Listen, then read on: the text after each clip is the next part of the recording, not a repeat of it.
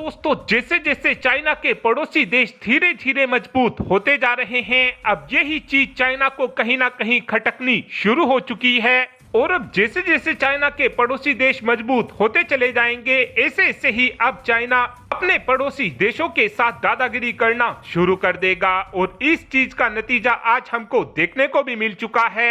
दरअसल खबर निकलकर ये सामने आई है कि एक बार फिर से चाइना की नौसेना ने सीधे ही फिलीपींस की नौसेना के साथ पंगा लिया है। और ये पंगा हमको फिलीपींस के स्पार्टली आइलैंड के पास में देखने को मिला है। जैसे ही फिलीपींस की नौसेना के छोटे शिप स्पार्टली आइलैंड के पास में जा रहे थे, उसी समय अचानक से चाइना की नौसेना का एक बड़ा जंगी जहाज आता है, जो सीधे ही फिलीपींस की नौसेना के छोटे जहाज को टक्कर मारना शुरू कर देता है। साथ में चाइना की नौसेना की तरफ से फिलीपींस के इस छोटे शिप के ऊपर वाटर कैनन की मदद से हमला भी किया जाता है। इस समय देखा जाए तो ये पूरा ही विवाद स्पार्टली आइलैंड को लेकर चल रहा है। जो स्पार्टली आइलैंड है, ये वैसे तो फिलीपींस को बिलोंग करता है, लेकिन आप सभी ये बात अच्छे से जानते हो कि इस समय चाइना पूरे ही दक्षिणी चीन सागर को अपना बताता है।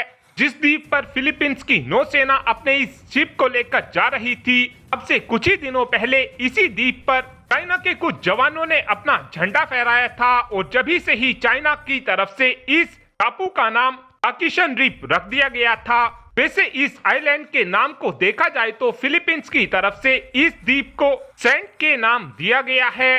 जिस समय फिलीपींस की नौसेना के शिप अपने इस सेंट के टापू पर जा रहे थे, उस समय चाइना की नौसेना ने सीधे ही फिलीपींस की नौसेना की शिप को टक्कर मारी। इस पूरे ही इंसिडेंट के बाद चाइना की तरफ से ये बात बोली गई कि अब हम ये बात बिल्कुल भी बर्दाश्त नहीं करेंगे कि फिलीपींस की नौसेना हमारे ताकिशन द्वीप टापू पर वापस आए। और अगर फिलीपींस की नौसेना ऐसा कुछ करती है तो ये हमारी संप्रभुता का उल्लंघन होगा।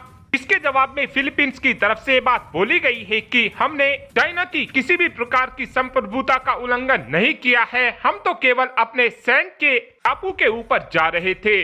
और ये चीज दिखाती है कि इस समय चाइना ने दक्षिणी चीन सागर में खुली दादागिरी करनी शुरू कर दी है। साथ में एक अपडेट मरीन इंजन को लेकर भी आया है, जहां पर इस समय बताया यह जा रहा है कि इंडियन नेवी और किर्लोस्कर के बीच एक 270 करोड़ रुपए के कॉन्ट्रैक्ट को साइन किया गया है, जिसके तहत एक 6 मेगावाट के मरीन डीजल इंजन को बनाकर तैयार किया जाएगा। फ्यूचर में इस इंजन को हम अपने मेन प्रोपल्शन सिस्टम के तौर पर इस्तेमाल करने वाले हैं। इस इंजन को मैक 1 कैटेगरी के तहत बनाकर तैयार किया जाएगा, यानी कि इस इंजन को बनाने में 70% फंडिंग हमारी गवर्नमेंट की तरफ से दी जाएगी। और जो ये किर्लोस्कर कंपनी है, ये पिछले 75 सालों से इंजनों को बनाकर तैयार कर रही है। साथ में आपको यह भी बता दें कि किर्लोस्कर अब यही नहीं रुकने वाली है। 6 मेगावाट के इंजन को बनाने के तुरंत बाद ही किर्लोस्कर की तरफ से प्लान ये किया गया है कि हम V12 इंजन के बेसिस पर एक 10 मेगावाट के इंजन को बनाकर तैयार करेंगे। और ये नया इंजन 20 सिलेंडर के साथ में आएगा। और आगे चलकर इस इंजन की मदद से हम अपने फ्रीगेट और डिस्ट्रॉयर को भी काफी आसानी से पावर दे पाएंगे। अभी तक देखा जाए तो हम अपने सभी जंगी जहाजों के अंदर इंपोर्टेड इंजन का इस्तेमाल करते आए हैं, लेकिन जब हमारी कंपनी की तरफ से इस इंजन को बनाकर तैयार कर लिया जाएगा, उसके बाद हमको विदेशी इंजनों के ऊपर निर्भर नहीं रहना पड़ेगा।